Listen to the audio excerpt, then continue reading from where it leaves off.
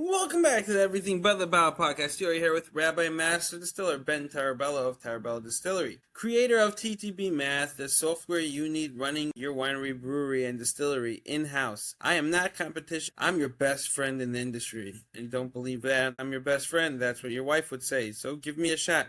Reach out. Let's see how we can help you.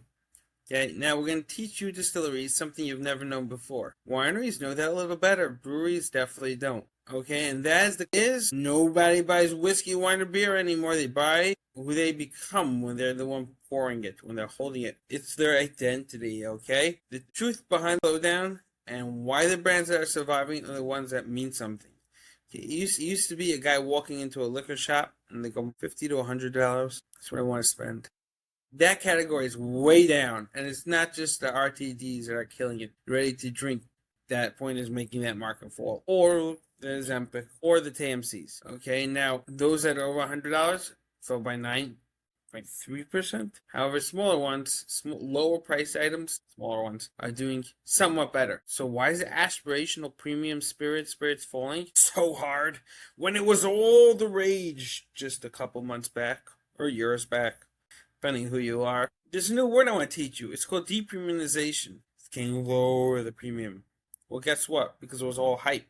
Cheap stuff that was $60 was on $200. It didn't really make sense, okay? And it was not the liquid that was the product. It was a feeling of identity, of belonging. Identify with someone famous, like a jersey, guys.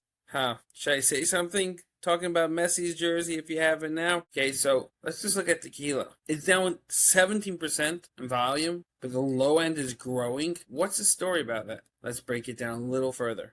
And it's not that people are lazy. It's much more than that. It's about identity and pulling away with the truth about it, okay? All those ones are saying, hey guys, we're here, celebrity, getting pounced because the truth is being told. Okay, example.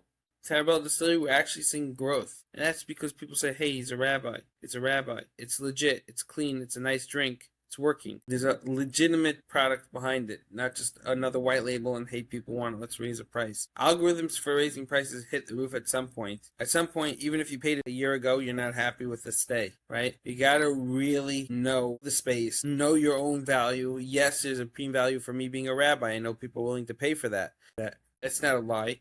The same reason when you go to a hotel and people pay a premium for a nice mirror in the bathroom. $100 extra for that mirror for the night because you have an event and you gotta look any way you want. That mirror, it sounds crazy because you're not a woodworker. You gotta have that identity as an integral part of you. Otherwise, it's nice packaging. You ever book on bookings.com? Any authors suck indoors?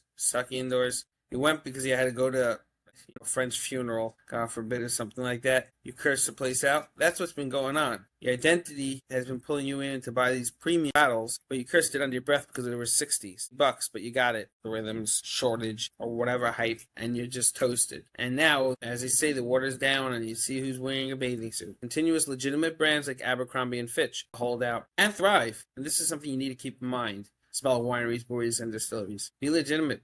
Be the face of your brand and be seen. Get known. See you all tomorrow. I went over to sign up to the TV Math Doc.